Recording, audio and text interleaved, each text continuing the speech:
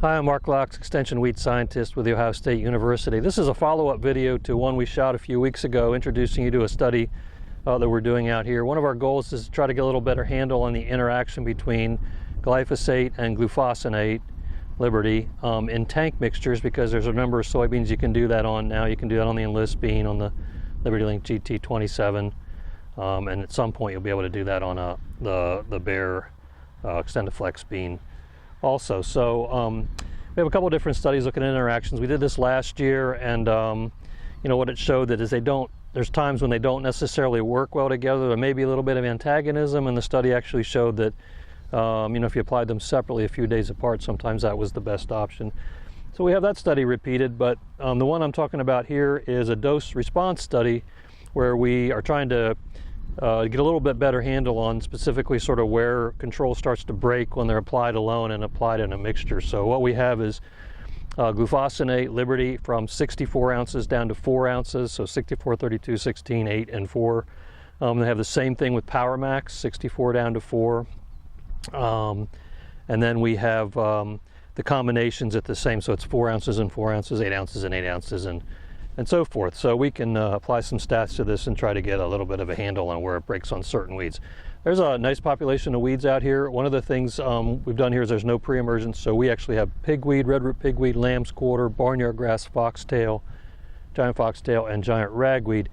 And the thing about this is lamb's quarter and pigweed are really good indicator species for glufosinate because it's weak on them, and you'll see that. I'll point that out as we walk through here. Normally in a soybean field, the program in Liberty Link beans is you apply a residual herbicide and it takes out, you know, the lamb's quarter and redroot pigweed because you don't want to deal with those post-emergence with Liberty. But in this study, it's really nice to have them as an indicator because they're tougher to control for Liberty than for glyphosate. And also then with the barnyard grass here, you can start to see that also because Liberty struggles with barnyard grass, and you can see if it messes up the glyphosate at all or starts to do that. We've had some you know, comments from people around the state saying under certain weather conditions the mix works better than others. So I'm going to walk through and just kind of pull out a few things here for at this point. This is 28 days after it was sprayed.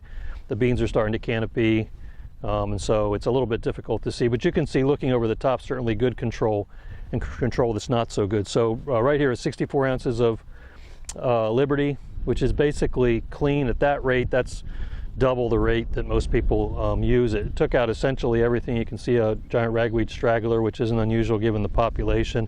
There actually are a couple lamb's quarter surviving in here. Here's one right at the start, a couple lamb's quarter right at the start of the plot, and a couple more in there, but at that rate it actually pretty much got everything. So if we move on down and we get to the use rate, so this is 32 ounces, which is what a lot of people use, especially following a pre-emergence. You can go up to 44 as a labeled rate, and you start to see a few breaks.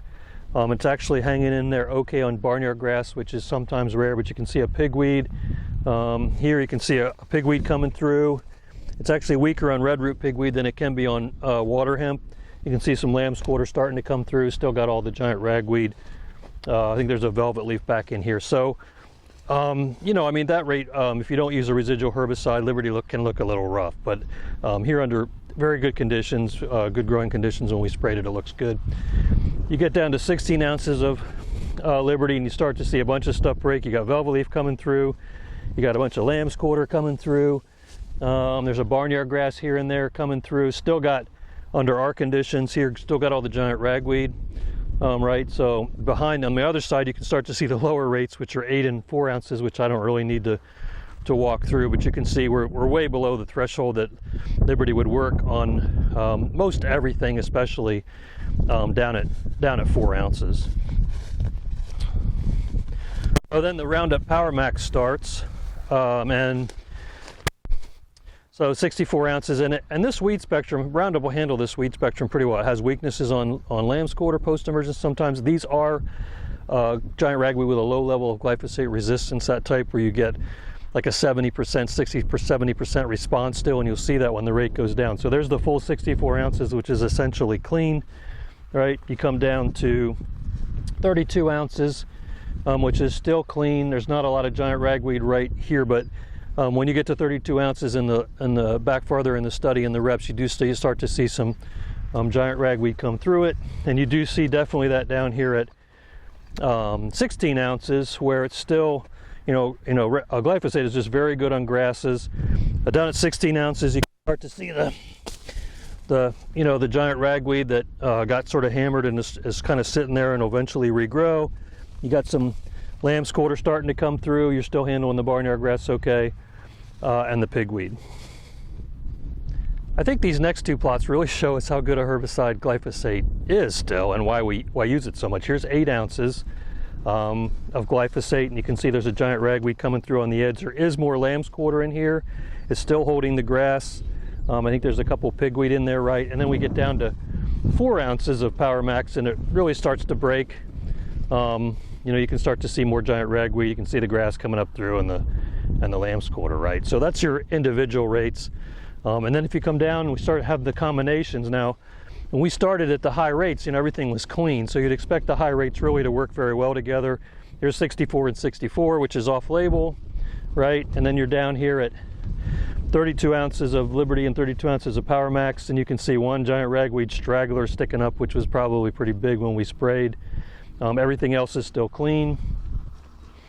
We're down to 16 and 16, where we really, especially the Liberty alone, we started to see a few things come through. So here's where we start to look at, are we getting an additive type interaction between those, where they're working well together?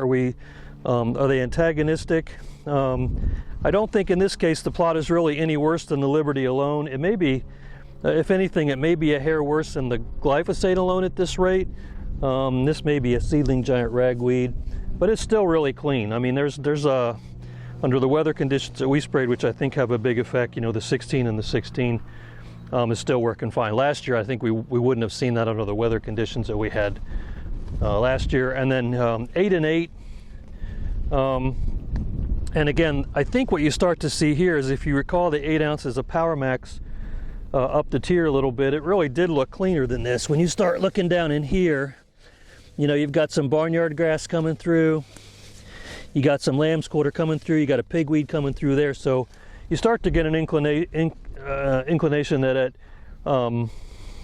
lower rates, or maybe when weather conditions are less than favorable, even at higher rates, you can start to see how they don't necessarily work well together. I don't think this looks as good as the Power Max did alone at 8 ounces.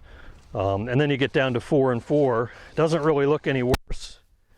Looks about the same, right? So you can still see we're getting some activity, and it certainly looks better. Both of these look better than the Liberty alone at these rates, but I think both of these probably don't look as good as the Power Max alone at those 2 rates. And so you get a little bit of an inclination that there's some antagonism.